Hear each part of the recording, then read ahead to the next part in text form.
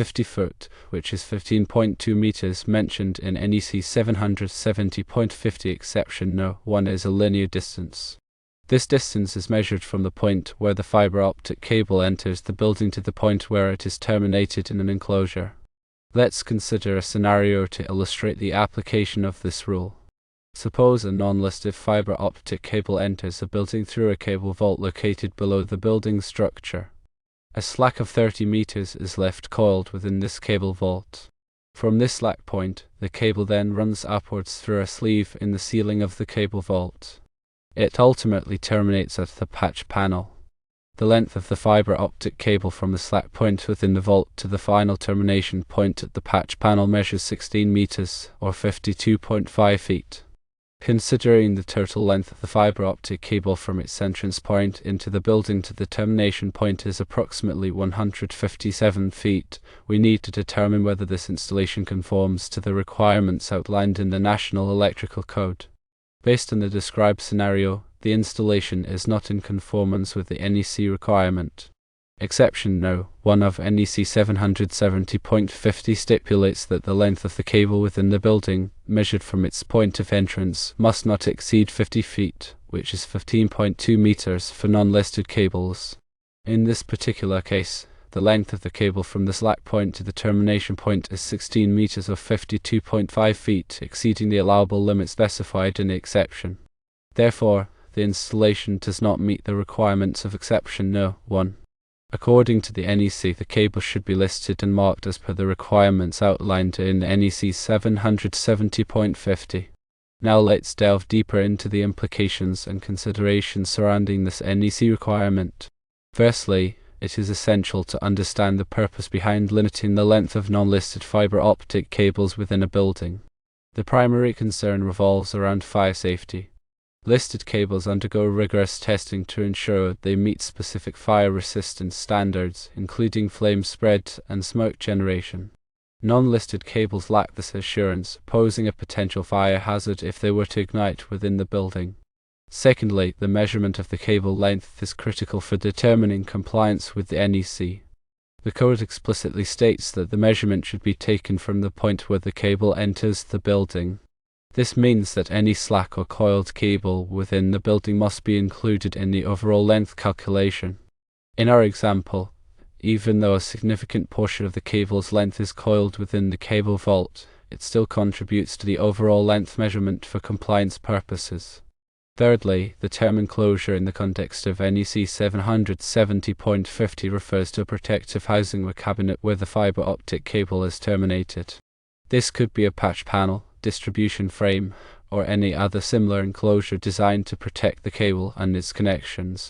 The requirement that the cable must be terminated in an enclosure ensures that the termination point is protected from physical damage and environmental factors. Let's consider some additional scenarios to further clarify the application of NEC 770.50 exception no. 1. Scenario 1. A non-listed fiber optic cable enters a building through an exterior wall. The cable runs directly to a patch panel located 40 feet away. In this case, the installation would be in compliance with the NEC, as the cable length within the building does not exceed 50 feet. Scenario 2. A non-listed fiber optic cable enters a building through an underground conduit. The cable travels 60 feet to reach a distribution frame. In this scenario, the installation would not be in compliance with the NEC, as the cable length within the building exceeds 50 feet. The cable would need to be listed and marked according to NEC 770.50. Scenario 3. A listed fiber optic cable enters a building and runs 100 feet to a termination point. In this case, the length restriction of exception no. 1 does not apply, as the cable is already listed and marked. The NEC allows for longer runs of listed cables due to their enhanced fire resistance properties. Furthermore, it's important to consider the implications of using non-compliant fiber optic cable installations. Firstly, such installations may violate local building codes and regulations. This could result in fines, penalties, or even the requirement to remove and replace the non-compliant cable.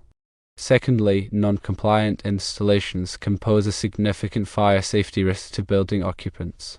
In the event of a fire, non-listed cables may contribute to the spread of flames and the generation of toxic smoke, increasing the risk of injury or death. Thirdly, non-compliant installations may void the building's insurance coverage. Insurance companies may deny claims related to fire damage if it is determined that the fire was caused or exacerbated by non-compliant electrical installations.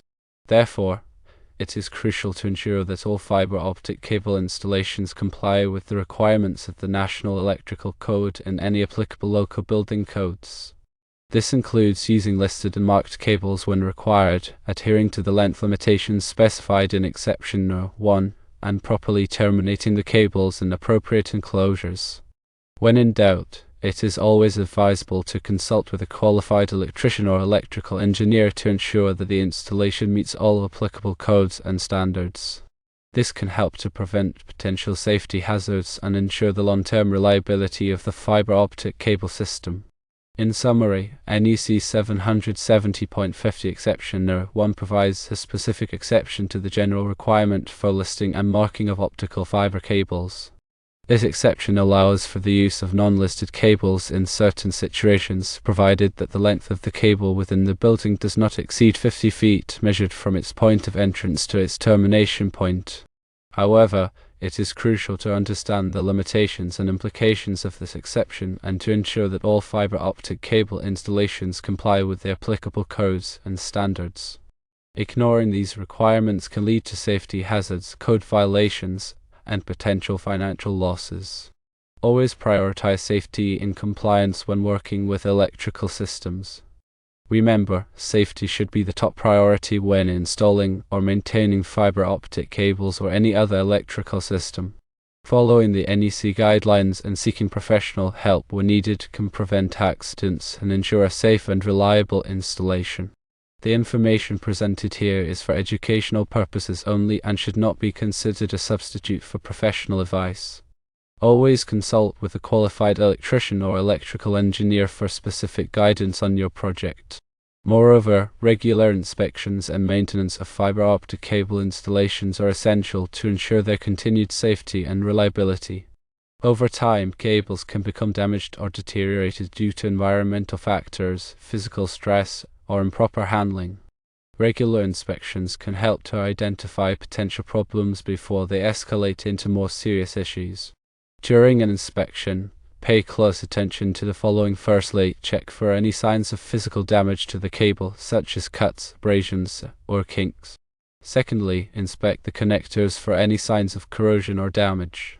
Thirdly, verify that the cable is properly supported and secured to prevent excessive stress or strain. Fourthly, ensure that the cable is not exposed to any hazardous materials or conditions, such as excessive heat, moisture, or chemicals. Fifthly, test the cable's performance to ensure that it is still meeting its original specifications. If any problems are detected during the inspection, take immediate action to repair or replace the affected components. Neglecting these issues can lead to performance degradation, safety hazards, and potential system failures. In addition to regular inspections, it is also important to follow proper handling and installation practices to prevent damage to fiber optic cables.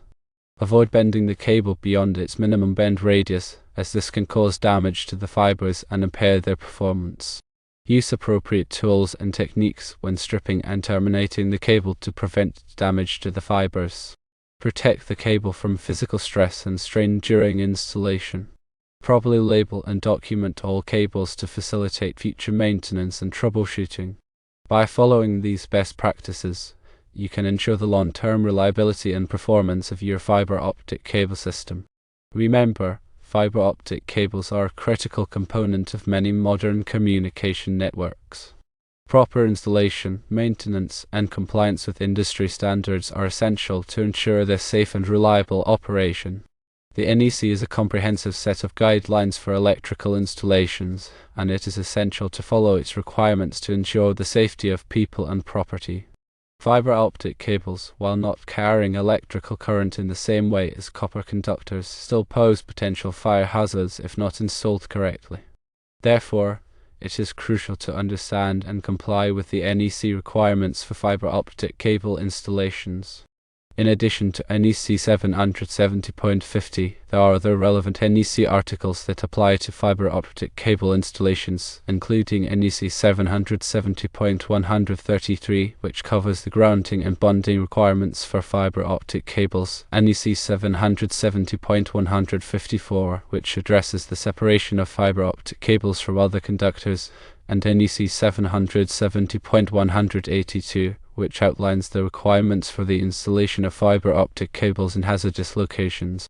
It is important to be familiar with all of these relevant NEC articles to ensure a safe and compliant installation. Furthermore, local building codes may have additional requirements for fiber optic cable installations.